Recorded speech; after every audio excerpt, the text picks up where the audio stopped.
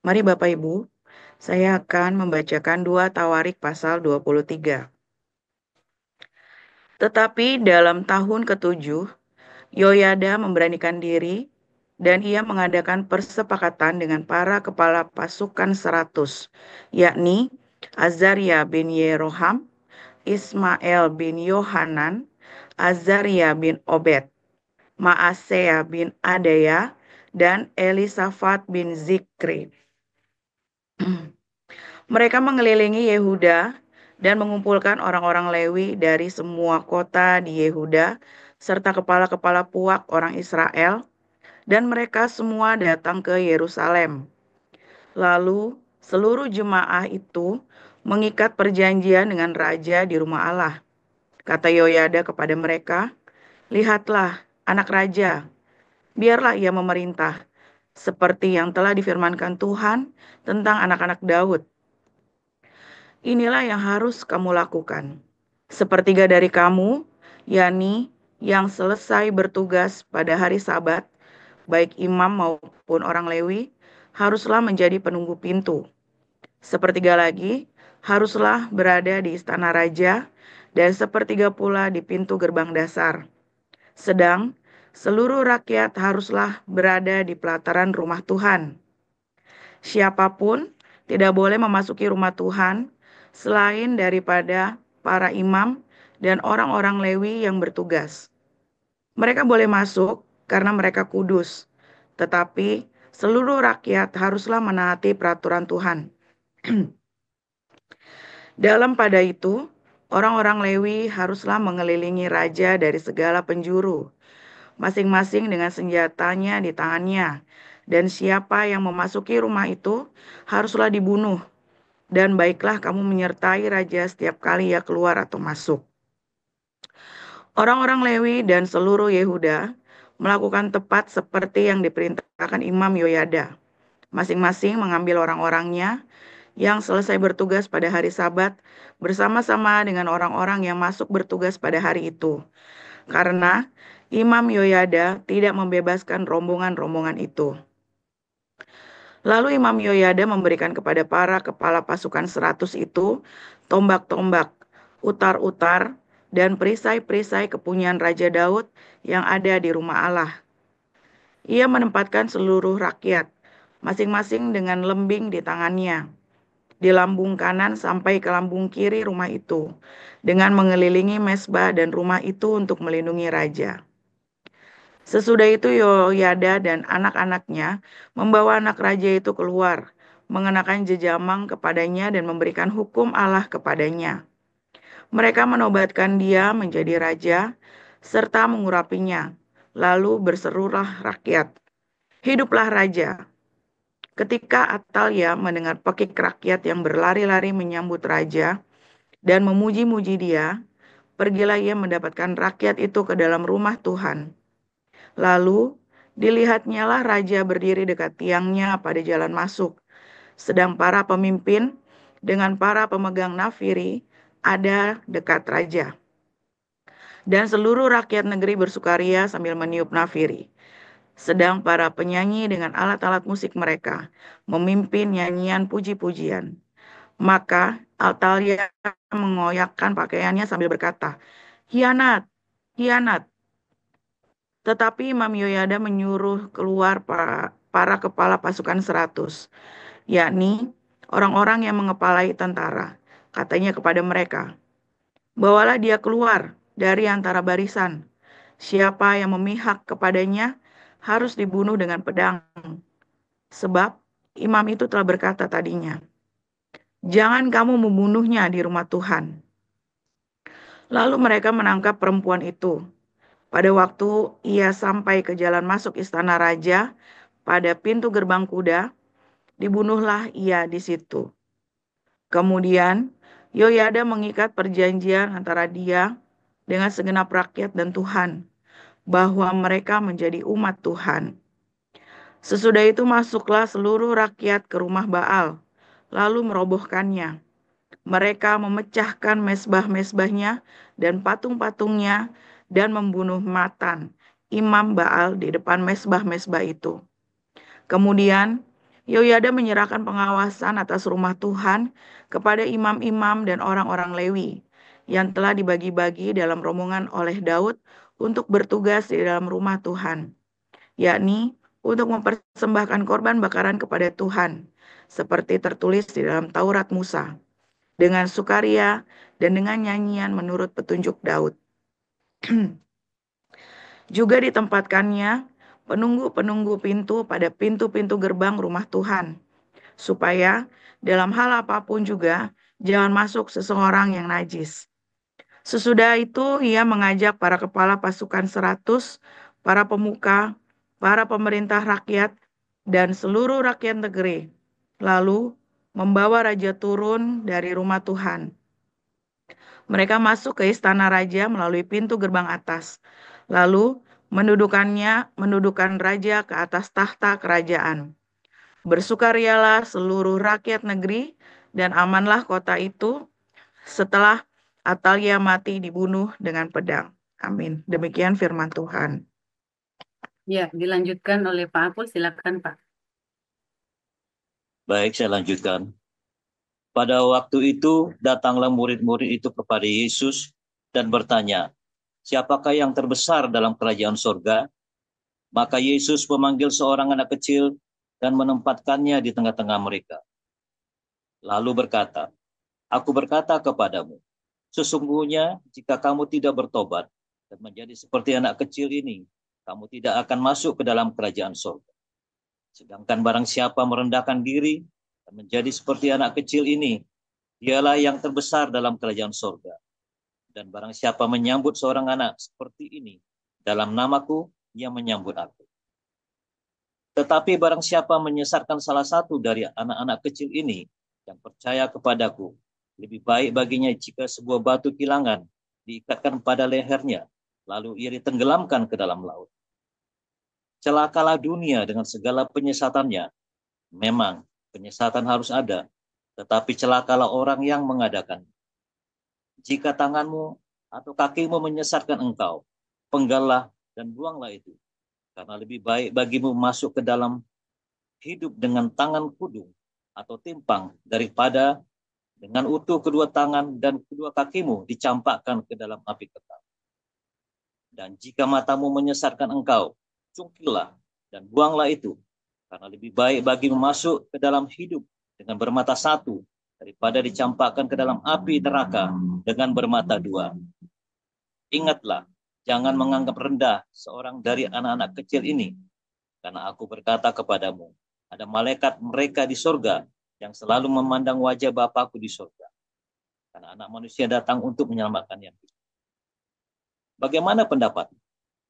Jika seorang mempunyai 100 ekor domba dan seekor diantaranya sesat, tidakkah ia akan meninggalkan yang 99 ekor di pegunungan dan yang pergi mencari yang sesat itu? Dan aku berkata kepadamu, sesungguhnya jika ia berhasil menemukannya, lebih besar gembiraannya atas yang seekor itu daripada atas yang ke-99 ekor yang tidak sesat. Demikian juga Bapamu yang di sorga tidak menghendaki supaya seorang pun dari anak-anak ini hilang. Apabila saudaramu berbuat dosa, tegurlah dia di bawah 4 mata. Jika ia mendengarkan nasihatmu, engkau telah mendapatkannya kembali. Jika ia tidak mendengarkan engkau, bawalah seorang atau 2 orang lagi, supaya atas keterangan 2 atau 3 orang saksi, perkara itu tidak disangsikan. Jika ia tidak mau mendengarkan mereka, sampaikanlah soalnya kepada jemaat. Dan jika ia tidak mau juga mendengarkan jemaat, pandanglah ia sebagai seorang yang tidak mengenal Allah atau seorang pemungut cukai. Aku berkata kepadamu, sesungguhnya apa yang kamu ikat di dunia ini akan terikat di sorga, dan apa yang kamu lepaskan di dunia ini akan terlepas di sorga. Dan lagi aku berkata kepadamu, jika 2 orang daripadamu di dunia ini sepakat meminta apapun juga, permintaan mereka itu akan dikabulkan oleh Bapakku yang di sorga. Sebab di mana 2 atau 3 orang berkumpul dalam namaku, di situ aku ada di tengah-tengah mereka. Kemudian datanglah Petrus dan berkata kepada Yesus, Tuhan, sampai berapa kali aku harus mengampuni saudaraku jika ia berbuat dosa terhadap aku? Sampai 7 kali? Yesus berkata kepadanya, bukan. Aku berkata kepadamu, bukan sampai 7 kali, melainkan sampai 70 kali 7 kali. Sebab hal kerajaan surga seumpama seorang raja yang hendak mengadakan perhitungan dengan hamba-hambanya. Setelah ia mulai mengadakan perhitungan itu, dihadapkanlah kepadanya seorang yang berhutang 10.000 talenta. Tetapi karena orang itu tidak mampu melunaskan hutangnya, raja itu memerintahkan supaya ia dijual beserta anak istrinya dan segala miliknya untuk membayar hutangnya. Maka sujudlah hamba itu menyembah dia, katanya, sabarlah dahulu, segala hutangku akan kulunaskan. Lalu tergeraklah hati raja itu oleh belas kasihan akan hamba itu, sehingga membebaskannya dan menghapuskan hutang. Tetapi ketika hamba itu keluar, ia bertemu dengan seorang hamba lain yang berhutang 100 dinar kepadanya. Ia menangkap dan mencekik kawannya itu, katanya, bayar hutangmu. Maka sujudlah kawannya itu dan memohon kepadanya, sabarlah dahulu, hutangku itu akan kulunaskan. Tetapi ia menolak dan menyerahkan kawannya itu ke dalam penjara sampai dilunaskannya hutang. Melihat itu kawan-kawannya yang lain sangat sedih, lalu menyampaikan segala yang terjadi kepada tuan mereka. Raja itu menyuruh memanggil orang itu dan berkata kepada, hai hamba yang jahat, seluruh hutangmu telah kuhapuskan karena engkau memohonkannya kepadaku. Bukankah engkau pun harus mengasihani kawanmu seperti aku telah mengasihani engkau? Maka marahlah tuannya itu dan menyerahkannya kepada Al-Gojo sampai ia melunaskan seluruh hutangnya. Maka Bapakku yang di sorga akan berbuat demikian juga terhadap kamu apabila kamu masing-masing tidak mengampuni saudaramu dengan segenap hatimu. Demikian firman Tuhan. Ya, terima kasih kepada lektor yang sudah membacakan ayat Alkitab, Pak Apul Sihan dan Ibu Ayu Anggreni. Kita akan mendengarkan renungan embun pagi dengan judul Pewaris oleh Pastor Paul. Sambil kita nunggu Pastor Paul. Haleluya, firman Tuhan selalu baru setiap hari ketika kita menanti-nantikan Tuhan dengan penuh cinta dan dengan penuh keyakinan dan janji Tuhan. Yang tolong nyalakan lampunya ya, nggak bisa. Yang nggak bisa, itu.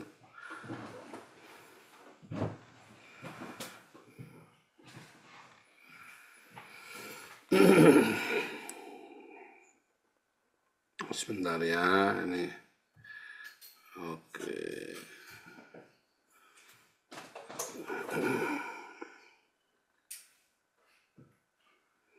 Oke, ya.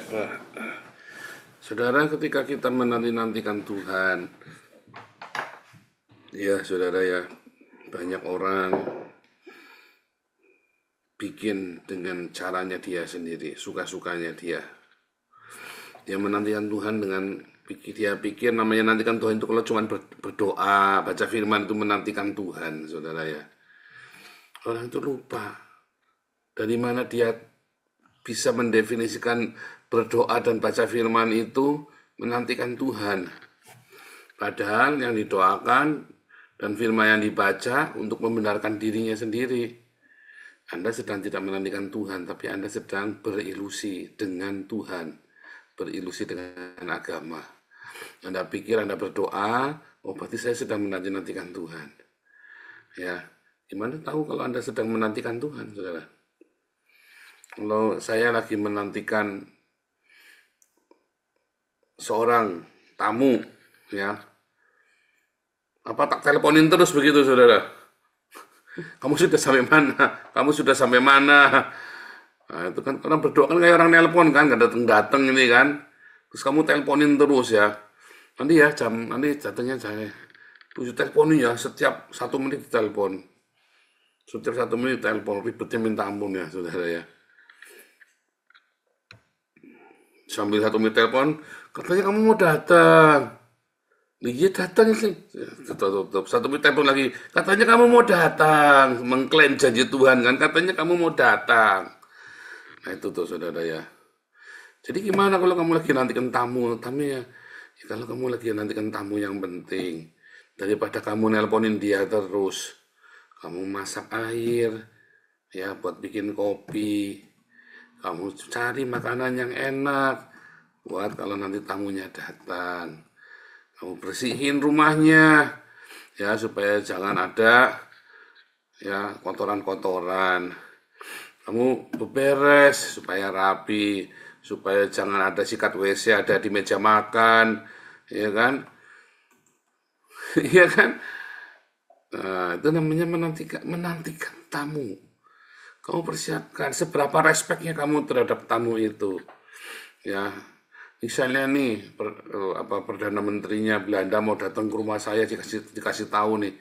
Wah, tak rapiin semua, saudara ya.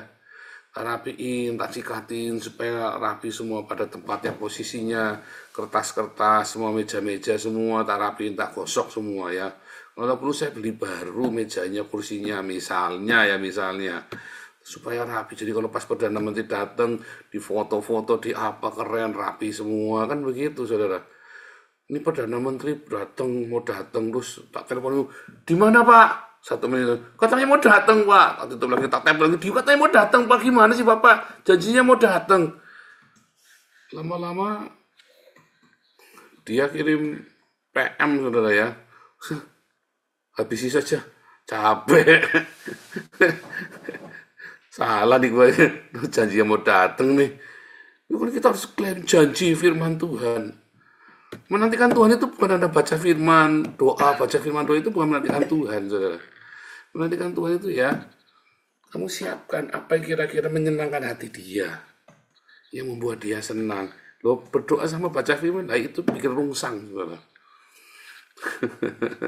Ya berdoa, ya baca firman, itu pun jadi datang Pak, jadi oke. Nah, kamu siapkan yang menyenangkan hatinya dia, itu menantikan Tuhan, saudara.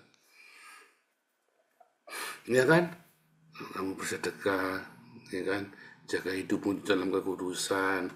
Nah, itu menantikan Tuhan, bahwa kamu memang sedang menantikan sesuatu yang penting dalam hidupmu. Menantikan Tuhan, menantikan berkat Tuhan, menantikan apapun yang kamu hormati itu. Nah, itu seperti itu, bukan cuma tiap duduk berdoa malam-malam sementara Anda hidupnya serampangan. Ya kan? Oh, saya sudah berdoa apa ya? Hidupnya serampangan. Nah, kamu nggak menantikan Tuhan kok. Kamu lagi gedak-gedak Tuhan. Ya, tahu gedak-gedak itu bahasa Tegal itu yang gedak-gedak. Kamu lagi buru-buru Tuhan. Ya kan? Ayo dong, ayo cepet dong, ayo. Nah, itu ada lagi gedak-gedak Tuhan. Kalau menanti-nantikan Tuhan tuh, kamu sambil nunggu kamu persiapkan. Mempersiapkan kedatangannya. Ya kan? Menjaga hidupmu dalam kekudusan, berbuat kebaikan, supaya waktu dia datang, gimana? Iya Pak, tadi saya udah bikin ini, oh sudah bikin begini, oh sudah ini, weh, hebat. Iya, saya sambil nungguin tadi Pak, tak siap-siapin semuanya. Kan begitu, saudara, itu namanya menantikan Tuhan.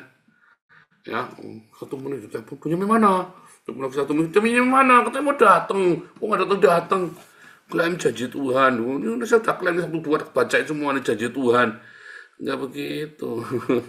Ya coba sekarang rubah paradigmamu menantikan Tuhan.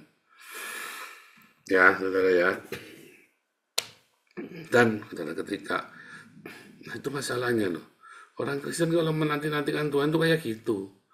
Tapi coba kamu lihat ya, orang-orang yang tidak mengenal Tuhan, ya, karena nggak dijanjeni sekali selamat tetap selamat, ya kan? Jadi kalau mereka berdoa, kalau mereka lagi nyupang tuyul, nyupang Gunung Kawi, wah disiap-siapin ya, coba lihat kamarnya dirapiin, dikembangin, kerisnya dimandiin. Beneran, nyupang tuyul, nyupang keris, nyupang Gunung Kawi, nyupang babi ngepet, dirapi-rapiin itu sudah dikembangin, nanti bikin menyan malam Jumat Kliwon, ya kan? Dirapi-rapiin. Nah, itu kan versinya dia, mempersiapkan diri versinya dia lah. Kita orang Kristen karena sekali selamat tetap selamat, terus ya kita doa saja cukup, berdoa, baca firman, mendekat Tuhan. Ya, istri tetangga diselingkuhi, ya kan? Jaga hidupnya serampangan, ya kan?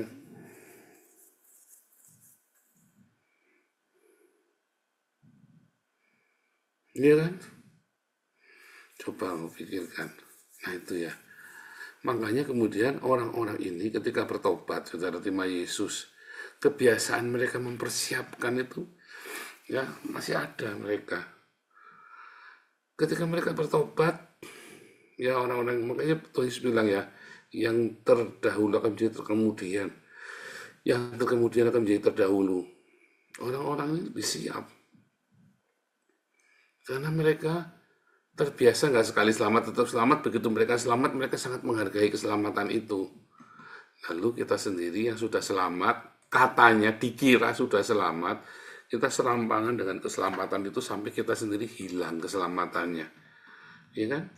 Berapa banyak orang karena sudah, yang orang di sini orang Belanda nih, karena dari kecil sudah di Belanda, mereka tidak merasa bahwa Belanda itu seperti surga, enak hidup di Belanda. Lalu mereka mengeluh lah, inilah, itulah, mereka mulai, ya kan? Mereka